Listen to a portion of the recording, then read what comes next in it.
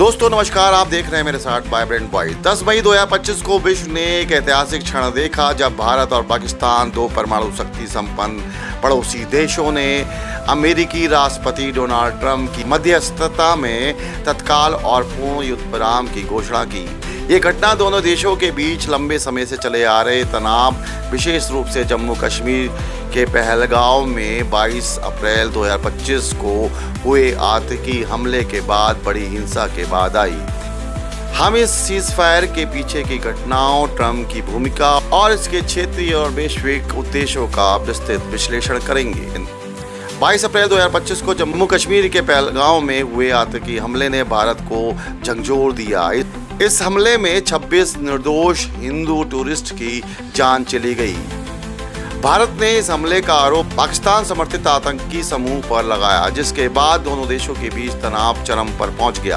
भारत ने जवाबी कार्रवाई के रूप में ऑपरेशन सिंदूर शुरू किया, जिसमें भारतीय वायुसेना ने 7 मई 2025 को पाकिस्तान और पाकिस्तान के कब्जे वाले कश्मीर में 9 आतंकी ठिकानों पर हवाई हमले किए। इन हमलों में करीब 50 से ऊपर लोग के मारे जाने की खबर आई। साथ ही भारत ने 1960 के सिंधु जल संधि को भी तत्काल प्रभाव से निलंबित कर दिया, जो दोनों देशों के बीच जल संसाधनों के बंटवारे को नियंत्रित करती थी। ये पहली बार था जब भारत ने इस संधि को निलंबित किया था, जो दोनों देशों के बीच 3 युद्धों के बावजूद भी लागू रही थी। इसके अलावा भारत ने पाकिस्तानी विमानों के लिए अपने हवाई क्षेत्र को 23 मई तक बंद कर दिया और कई पाकिस्तानी यूट्यूब चैनल को भी भारत ने प्रतिबंधित कर दिया। पाकिस्तान ने इन हमलों की जवाब देने की कोशिश की, लेकिन भारतीय सेना ने गुरुवार को पाकिस्तानी सेना के कई नापाक हरकतों को नाकाम कर दिया। भारतीय सेना ने अवाक विमान को भी मार गिराया, जिससे पाकिस्तान को सैन्य और आर्थिक रूप से भारी नुकसान हुआ। भारत ने पाकिस्तान के एंटी मिसाइल सिस्टम को भी नष्ट कर दिया। इस बीच दोनों देशों के शेयर बाजारों में भारी गिरावट देखी गई, विशेष रूप से पाकिस्तान के इंडेक्स में। जैसे जैसे तनाव बढ़ता गया, अंतर्राष्ट्रीय समुदाय, विशेष रूप से संयुक्त राज्य अमेरिका ने स्थिति पर चिंता व्यक्त की। हालांकि अमेरिकी राष्ट्रपति डोनाल्ड ट्रंप ने संयम बरतने की अपील की और स्थिति को शर्मनाक करार दिया। उन्होंने ये भी कहा था कि भारत और पाकिस्तान के साथ उनके अच्छे संबंध हैं और वे मध्यस्थता के लिए तैयार हैं। 8 मई तक ट्रंप ने दोनों देशों के बीच मध्यस्थता की पेशकश की और मध्यस्थता को और मजबूत किया। उनकी टीम में, जिसमें उपराष्ट्रपति जेडी वेंस और विदेश मंत्री मार्को रूबियो शामिल थे, ने भारत और पाकिस्तान के शीर्ष नेताओं के साथ गहन बातचीत की।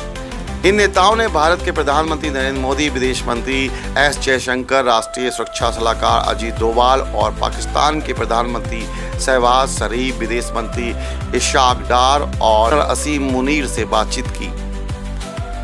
10 मई 2025 को ट्रंप ने अपने social media platform truth social पर एक ऐतिहासिक घोषणा की।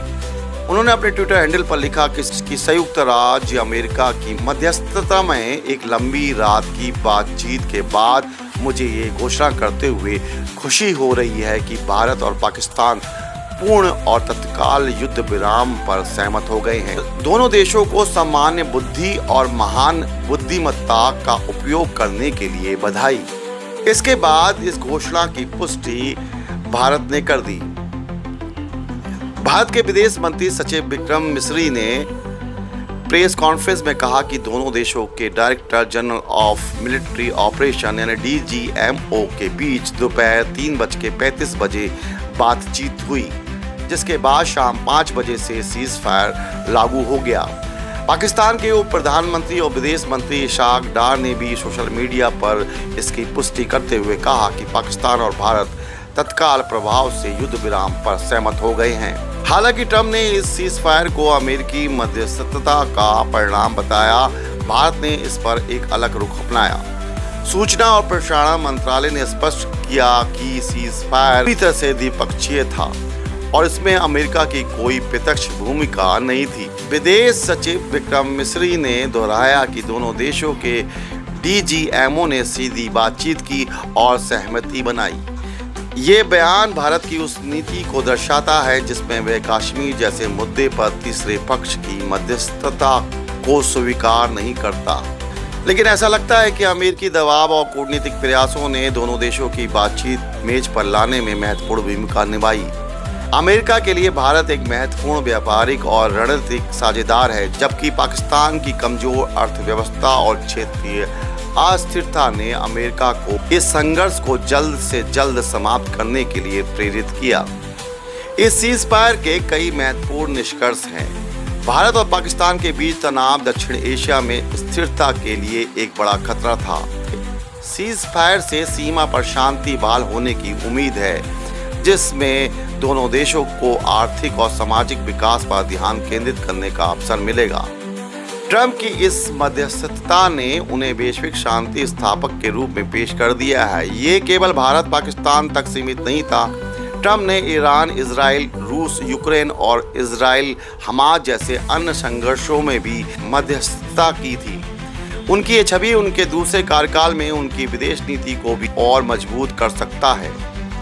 भारत और पाकिस्तान दोनों के शेयर बाजारों में तनाव के दौरान भारी गिरावट देखी गई। सीज़फायर के बाद निवेशकों का भरोसा बहाल होने की उम्मीद है, विशेष रूप से भारत में जो एक तेजी से बढ़ती अर्थव्यवस्था है। सिंधु जल संधि का निलंबन एक अभूतपूर्व कदम था। सीज़फायर के बाद ये देखना महत्वपूर्ण होगा, क्या भारत इस संधि को बहाल करता है या इसे भविष्य की कूटनीतिक दबाव के रूप में उपयोग करता है।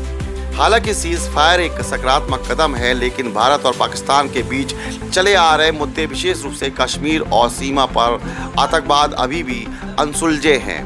भारत ने स्पष्ट किया है कि वह भविष्य में किसी भी आतंकी हमले को युद्ध की कार्रवाई मानेगा और उसका जवाब उसी तरह देगा। ये नीति पाकिस्तान पर आतंकवाद के खिलाफ ठोस कदम उठाने का दबाव बढ़ाएगी। इसके अलावा दोनों देशों के बीच विश्वास की कमी एक बड़ी चुनौती रहेगा, जो 12 मई 2025 को दोनों देशों के अधिकारियों की होने वाली बैठक में भविष्य की रणनीति पर चर्चा होगी।